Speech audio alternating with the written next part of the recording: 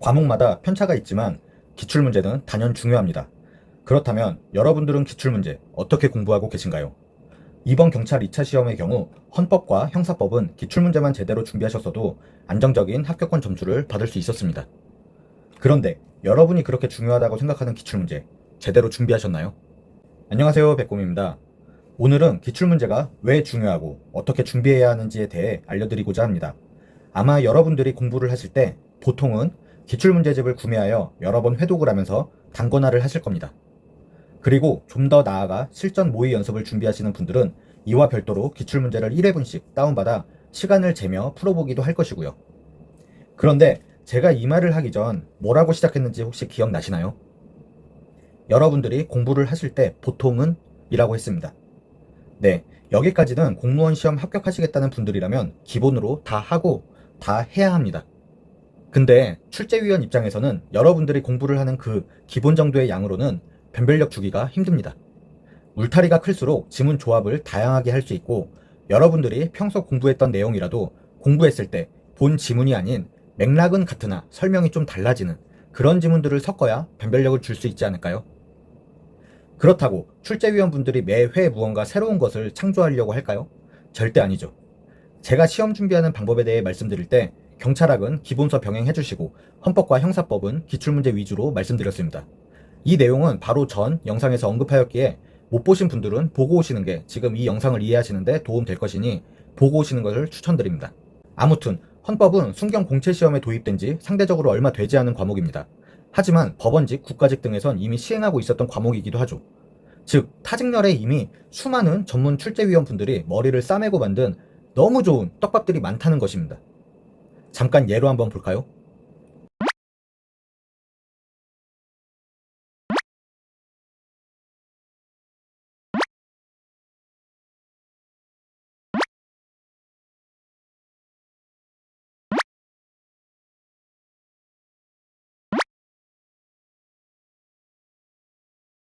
이것만 조합해도 향후 몇 년간은 경찰시험 헌법은 먹고 삽니다. 그러다 지문조합이 어느 정도 선에 이르면 조금 더 깊게, 그리고 가끔은 정말 교수님들, 개개인만 아는 내용들이 나올 수도 있는 것이고요. 이번 경찰학처럼요. 아무튼 이전 영상에서 시험은 흐름이 있다고 말씀드렸습니다. 여러분들은 반년, 1년, 3년, 4년 매년 비슷한 내용으로 공부를 하고 계시고 이미 파도에 올라간 입장이니 그 전체적인 흐름을 읽으면서 공부하는 건 아닙니다. 이미 본 내용들을 꾸준히 반복 학습하면서 자연스레 문제 유형과 새로운 내용을 조금씩 추가하며 공부하고 계시는 거죠. 제가 말하는 흐름은 큰 틀로 보았을 때를 말하는 것이고 그거를 읽는다면 다음 시험 준비, 헌법은 지금처럼 당분간은 기출 위주로 공부하셔도 괜찮다. 형사법은 이렇다.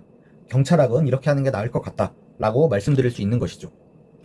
이 방향만 제대로 알고 공부하셔도 솔직히 수험생 입장에서는 부담이 확 줄어듭니다. 그리고 그 부담이 줄고 무엇을 공부해야 할지 스스로 확신이 쓴다면 공부의 효율은 물론 이와 함께 점수도 훨씬 더 잘 오르겠죠. 이미 이번 시험을 보고 경찰학 경우는 타학원 모 강사님을 비롯해 일부 사람들의 출제자 명단 공개 신청 등 행동을 지금 취하고 있습니다. 그렇다면 어떻게 될까요? 공개를 하든 안 하든 일단 경찰청 입장에선 되게 불편합니다. 여러분, 사람이 하는 일이에요. 논란 만들면 여러분도 피해를 보시겠지만 기관도 되게 쓸데없는 일들이 많이 생깁니다. 전체적으로 한번 보자고요.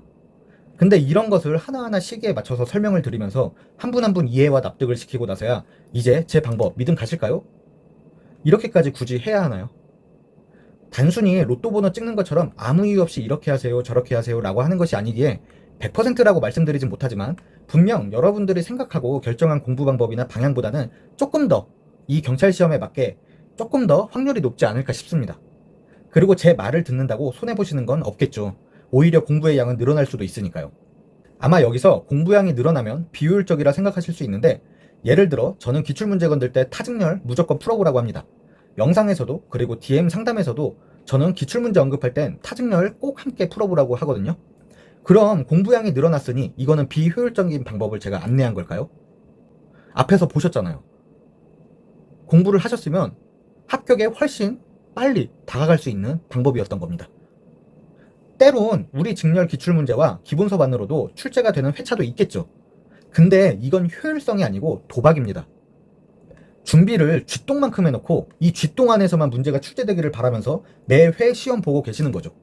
그렇게 똥줄 라인 아니면 컷 근처에서 매번 떨어지는 것이고요. 여러분, 제가 엄청 대단한 사람도 아닙니다.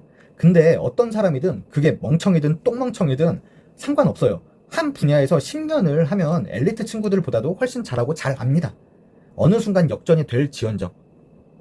근데 여러분은 보통 합격하시면 저처럼 시험 관련 준비를 매년 또 하실 사람은 거의 없잖아요. 그러니 이 분야에선 제가 좀 더 낫겠죠.